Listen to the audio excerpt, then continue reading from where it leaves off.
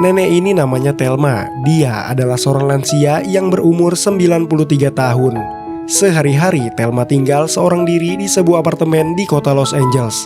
Thelma juga mempunyai seorang cucu kesayangan yang bernama Dani. Setiap hari Dani sering datang ke rumah neneknya untuk membantu mengurus kebutuhan sang nenek. Thelma biasa menghibur dirinya dengan menonton video musik dari mendiang suaminya. Thelma juga sangat mengidolakan seorang Tom Cruise. Karena khawatir dengan kondisi sang nenek, Dani meminta Thelma untuk memakai gelang lifeline yang dihubungkan ke ponsel milik Dani, agar dia bisa selalu tahu dengan kondisi kesehatan sang nenek. Gak ingin ketinggalan zaman, Thelma juga punya akun Instagram. Esok harinya, Thelma mendapat telepon dari nomor gak dikenal. Orang itu mengaku-ngaku sebagai Dani dan mengatakan bahwa Dani mengalami kecelakaan karena menabrak seorang wanita hamil, dan sekarang dia lagi di penjara. Orang itu meminta Thelma untuk mengangkat telepon lain yang mengaku-ngaku sebagai pengacara Dani. Penelpon itu bilang kalau Dani mau dibebasin, Thelma harus mengirim uang lewat kantor pos sebanyak $10.000 sebagai uang jaminan. Dengan perasaan cemas, Thelma langsung mengumpulkan semua uang yang ia punya untuk menuruti perintah dari sang penelpon.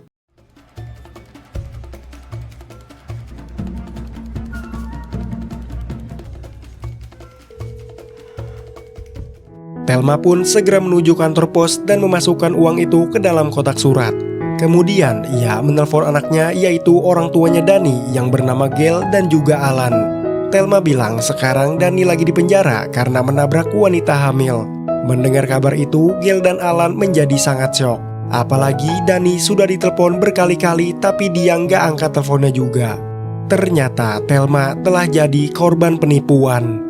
Thelma menceritakan sang penipu yang membuatnya menjadi yakin kalau Dani benar-benar di penjara. Rupanya hari itu Dani lagi tidur pules di kamar, jadi dia nggak dengar kalau ada suara telepon masuk. Thelma pun meminta maaf pada mereka karena sudah mengacaukan suasana dalam rumah. Tapi Thelma sudah mengirimkan uangnya ke alamat yang diminta oleh sang penipu. Mendengar itu, mereka semua langsung menuju kantor polisi. Di sana, polisi menjelaskan mereka bisa melacak nomor resi pengiriman jika uang itu dikirim dari kantor pos besar seperti Western Union, FedEx, atau UPS. Tapi karena Thelma membuang alamatnya, jadi kepolisian gak bisa memproses laporannya. Sang detektif menyarankan agar Thelma memblokir semua kartu bank agar tak ada lagi penipu yang menelponnya. Dengan terpaksa, Thelma mengikuti saran sang detektif dan menggunting semua kartu bank yang ia punya. Karena kejadian itu, Dani meminta izin pada ayah dan ibunya agar ia diperbolehkan untuk menjaga neneknya setiap hari. Gail juga menjadi takut setelah mendengar kabar tentang orang tua temannya yang meninggal akibat jatuh ke dalam lubang api. Gail tak ingin ibunya menghabiskan masa tua seorang diri di rumah. Esok paginya, Thelma melihat berita Tom Cruise di sebuah koran. Melihat berita itu, Thelma tiba-tiba mempunyai sebuah ide.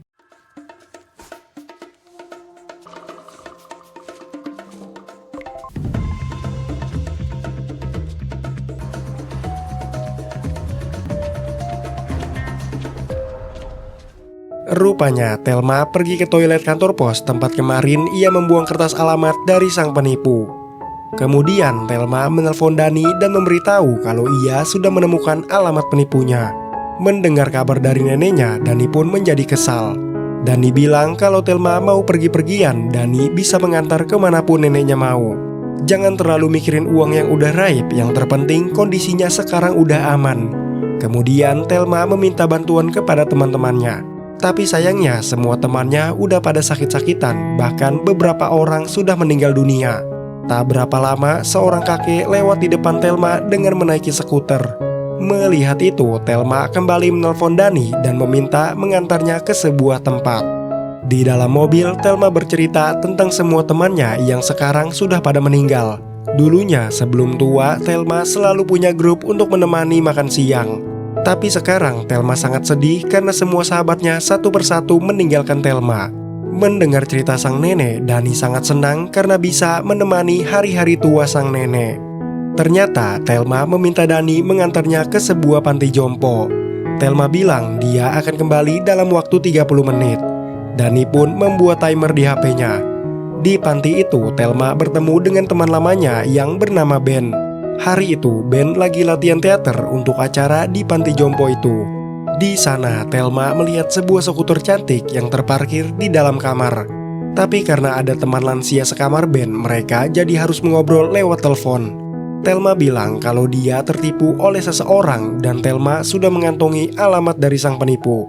Sekarang ia ingin pergi mencari alamat itu untuk mengambil uangnya kembali.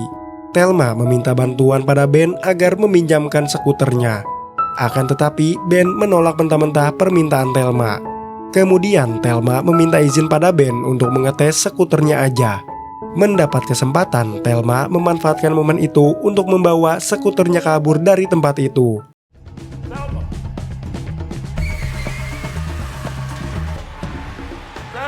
Son of a bitch.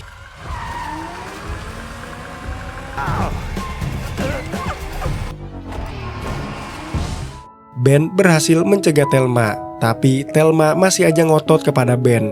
Kalau nggak dipinjemin juga, dia bakal pergi sendiri membawa skuter itu. Dengan terpaksa, Ben akhirnya menuruti kemauan Thelma, dengan syarat kalau mereka harus kembali ke panti sebelum jam 8 malam. Karena timer di HP-nya sudah berbunyi, Dani memutuskan untuk menjemput Thelma. Ia bertanya kepada resepsionis, tapi petugas itu nggak tahu tentang keberadaan Thelma. Dani kemudian mencari Thelma ke semua ruangan, tapi ia tetap tak menemukan Thelma. Ia mengabari ibunya dan mengatakan kalau neneknya telah menghilang. Kemudian mereka segera datang ke panti jompo. Di sana pihak panti menginterogasi keluarga dan menanyakan apakah Thelma pernah menghilang sebelumnya. Dani bilang dulu neneknya pernah hilang juga seperti ini. Tapi sang nenek hanya pergi ke sebuah toko untuk membeli sepotong pizza kecil. Pihak panti mengatakan kalau mereka juga telah kehilangan satu orang penghuninya yang bernama Ben. Gail meminta pihak panti mengeluarkan peringatan untuk orang yang hilang. Tapi petugas panti bilang yang berwenang mengeluarkan peringatan hanyalah pihak kepolisian. Karena baru hilang 1 jam, jadinya mereka tak bisa membuat surat laporan. Sebelum pergi ke alamat sang penipu, Thelma dan Ben berniat mendatangi rumah salah satu teman lamanya yang bernama Mona. Di perjalanan, Ben bercerita kalau dulunya Mona pernah suka sama Ben. Mendengar itu, Thelma meminta Ben untuk mengalihkan perhatiannya agar dia bisa mencuri pistol milik Mona. Setelah masuk ke dalam rumah Mona, Ben langsung mengajak Mona mengobrol. Melihat itu, Thelma meminta izin untuk pergi ke kamar mandi. Alih-alih ke kamar mandi, Thelma malah belok ke tangga dan pergi ke kamar Mona. Di dalam kamar Mona, ia melihat sebuah kotak hitam yang terletak di atas lemari. Kemudian Thelma mengambil pistol itu dari dalam kotak hitam. Di saat mau turun dari kasur, tiba-tiba seekor kecoa melintas di depan Thelma yang membuat dirinya menjadi kaget. Elderberries. Setelah itu, Ben dan Thelma berpamitan pada Mona dan kembali melanjutkan perjalanan. Di tengah perjalanan, skuter yang dikendari oleh Thelma baterainya lowbat. Mereka terpaksa mampir sebentar ke pom bensin untuk ngecas baterai skuternya. Sembari nunggu skuternya dicas, Thelma membuka Instagram sambil scrolling-scrolling lihat isi beranda. Karena dia nggak ngerti caranya main Instagram, Thelma nggak sengaja memfoto tempat itu lalu menekan tombol posting. Seperti kebanyakan orang, termasuk saya, kalau lagi gabut nunggu, yang dilakuin pasti scrolling-scrolling Instagram. Dan secara tiba-tiba, Dani nggak sengaja ngelihat foto postingan neneknya yang baru diposting 5 menit yang lalu. Melihat foto itu, Dani langsung ngasih tahu kedua orang tuanya dan mereka segera pergi ke lokasi tersebut. Tapi karena Alan ini orangnya patuh banget sama hukum, dia jadi nggak berani ngebut-ngebutan di jalan. Padahal situasi mereka lagi sangat genting. Alan memilih ngikutin instruksi dari aplikasi Waze yang ngasih saran untuk kecepatan mobil. Melihat ayahnya sangat lemot, Dani dan ibunya dibuat sangat kesal. Mereka menyuruh Alan buat terobos aja, nggak usah ngikutin kata aplikasi yang gak jelas itu. Tak berapa lama kemudian, mereka tiba di pom bensin tempat Thelma berada. Menyadari keberadaannya telah diketahui, Thelma mengajak Ben untuk kabur dari tempat itu. Tapi sayangnya, jalan yang mereka pilih terhalang oleh sebuah pagar besi. Dani yang mendapat notifikasi dari gelang Thelma, dia segera menuju ke lokasi gelang tersebut. Rupanya itu hanya sebuah pengalihan agar Thelma bisa kabur dari kejaran keluarganya. We are crazy.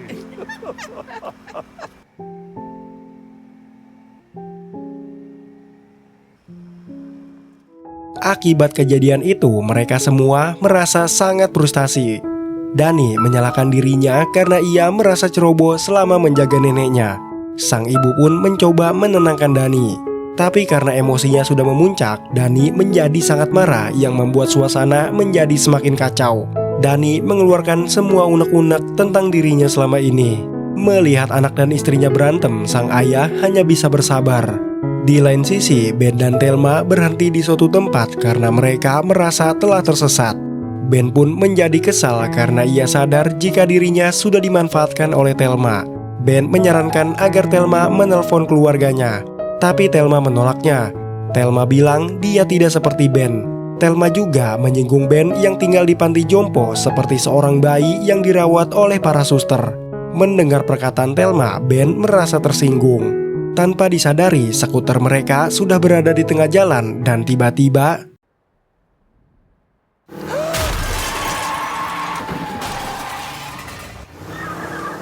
melihat kejadian itu, Ben menjadi sangat marah. Dia memutuskan untuk meninggalkan Thelma sendirian. Malam itu, Dani dan kedua orang tuanya memutuskan untuk menginap di panti jompo. Mereka semua mencari solusi agar bisa menemukan Thelma. Karena sudah pusing dengan semua masalah, Dani meminta izin untuk jalan-jalan mencari angin segar. Tak lupa, Alan juga memberi gelang lifeline-nya kepada Dani untuk berjaga-jaga. Kemudian Dani menelpon seorang wanita yang bernama Ellie. Walaupun mereka sudah putus, tapi Dani masih menjaga hubungan baiknya dengan Ellie. Dani bercerita tentang neneknya yang hilang. Dia juga ingin kembali kuliah dan mengambil beberapa kelas penting. Dani ingin meningkatkan dirinya agar masa depannya tak suram. Setelah berpisah dengan Ben, Thelma tersesat di sebuah kota kecil dan tak punya arah tujuan. Di malam itu, Thelma melanjutkan perjalanannya sendiri dengan berjalan kaki. Secara tak sengaja, dia tersandung yang membuatnya terjatuh ke tanah. Dengan sekuat tenaga, Thelma berusaha untuk bangkit. Tapi apa daya, karena sudah kehabisan tenaga, Thelma pun menjadi lemas. Tak berapa lama kemudian, seseorang datang menolong Thelma. Dan ternyata itu adalah Ben. Melihat Thelma tergeletak di tanah, Ben dengan tulus membantu Thelma untuk segera bangkit. Kemudian Ben mengajak Thelma beristirahat di sebuah parkiran mobil. Thelma mengucapkan terima kasih karena Ben telah menolongnya. Saat mereka berdua sedang mengobrol, tiba-tiba Thelma melihat sebuah mobil yang ternyata itu adalah teman lamanya Thelma. Di perjalanan mereka ditawari untuk diantar pulang. Akan tetapi Ben malah menyebut Jalan San Fernando, sebuah alamat yang diberikan oleh sang penipu yang menjadi tujuan Thelma selama ini. Rupanya alamat itu adalah sebuah toko surat yang menyediakan PO Box. Thelma menandai nomor 21, nomor itu yang diberikan oleh sang penipu pada saat ditelepon kemarin. Kemudian mereka keluar menunggu box itu dibuka oleh pemiliknya. Tak berapa lama seorang anak muda masuk ke toko itu dan membuka box nomor 21. Melihat pemuda itu mencurigakan, mereka segera pergi mengikuti pemuda itu. Pemuda itu berjalan masuk ke sebuah toko barang antik. Toko itu terlihat sangat berantakan. Sebelum masuk ke dalam toko, Thelma menukar handphonenya dengan Ben yang terhubung ke alat pendengaran. Ben yang mengamati dari luar, dia memberi instruksi agar Thelma hati-hati menghindari barang-barang yang menghalangi jalan. Meskipun sudah hati-hati, Thelma masih aja ceroboh. Untungnya tak ada orang yang mendengar suara kebisikan itu. Kemudian Thelma melihat sebuah ruangan yang hanya ditutupi sebuah tirai. Di sana ada seorang pria yang bernama Harvey dan juga pemuda tadi yang bernama Michael. Thelma meminta mereka untuk mengembalikan uangnya yang sudah mereka tipu. Tapi mereka mengelaknya dengan mengatakan kalau mereka nggak ngerti apa yang dimaksud sama Thelma. Thelma yakin merekalah orang yang sudah ngaku-ngaku sebagai cucunya. Thelma segera menelpon polisi untuk melaporkan mereka. Tapi saat polisi mengangkat teleponnya dengan cepat, Harvey langsung membanting HP Thelma, yang membuat Ben jadi kehilangan kontak dengan Thelma. Harvey menawarkan kesepakatan yang mana dia akan menyimpan uang $10.000 Thelma sebagai deposit, dan Harvey akan membagi hasil dari uang korban-korban selanjutnya. Karena Thelma menolak tawarannya, Harvey berniat ingin mengurung Thelma di suatu ruangan. Tapi Thelma mendadak bersandiwara seolah-olah seperti orang amnesia. Dia pura-pura tidak tahu siapa mereka dan meminta maaf karena telah mengganggunya. Melihat itu, Harvey menyuruh Thelma untuk duduk menenangkan diri. Saat Harvey lengah, dengan cepat Thelma menodongkan pistolnya ke arah Harvey. Melihat Thelma bawa pistol, Michael langsung lari terbirit-birit. Ben yang menyadari kalau Michael mau kabur, dia segera mencegatnya dan langsung nyeleding Michael sampai tersungkur. Thelma mengancam akan menembak Harvey jika ia tak mau memberikan uangnya juga. Do you know how to use that thing? No. Fuck! Jesus Christ! Okay. Where is it? Harvey bilang uangnya sudah disetorkan semua ke dalam akun banknya dan dia nggak ngerti caranya ngoperasin komputer. Karena Thelma juga sama-sama nggak ngerti main komputer, dia terpaksa minta bantuan sama Dani. Thelma menyuruh Dani untuk datang ke toko itu seorang diri dan berjanji jangan bilang ke siapa-siapa. Di dalam mobil, Dani sambil memberikan arahan tentang caranya membuka website bank. Tapi Thelma disibukkan dengan iklan-iklan sampah yang mengganggu mesin pencarian. Setelah memencet logo X di semua iklan, akhirnya Thelma berhasil membuka website banknya. Saat mau login ke dalam akun, Thelma menanyakan passwordnya kepada Harvey. Tapi dia bilang hanya Michael yang tahu password banknya. Mendengar percakapan itu, Dani meminta Thelma untuk mengecek sekitarnya, siapa tahu ada kertas atau informasi tentang akun bank itu. Dan benar saja, Thelma nggak sengaja menemukan sebuah catatan yang ternyata password akun banknya adalah password. Karena merasa kasihan dengan Harvey, Thelma hanya memasukkan nominal $9.500 dan sisanya dia sedekahkan untuk Harvey. Saat mau menekan tombol transfer, tiba-tiba Michael terbangun dari pingsannya dan langsung datang ke ruangan itu. Melihat Harvey mau kabur, dengan cepat Thelma menekan selang oksigennya yang membuat Harvey menjadi sesak nafas. Di sana, Michael malah diceramahin sama Thelma. Thelma bilang kalau tadi Harvey sudah ngatain Michael sebagai orang bodoh. Mendengar itu, Michael pun menjadi marah dan memutuskan meninggalkan tempat itu. Dan akhirnya Thelma berhasil mentransfer uangnya kembali ke rekening pribadinya. Sedangkan itu, orang tuanya Dani mendapat notifikasi dari gelang lifeline yang menunjukkan detak jantung Dani melambat. Dengan perasaan panik, mereka segera mencari Dani. Dan ternyata Dani memasang gelang itu kepada teman sekamarnya Ben.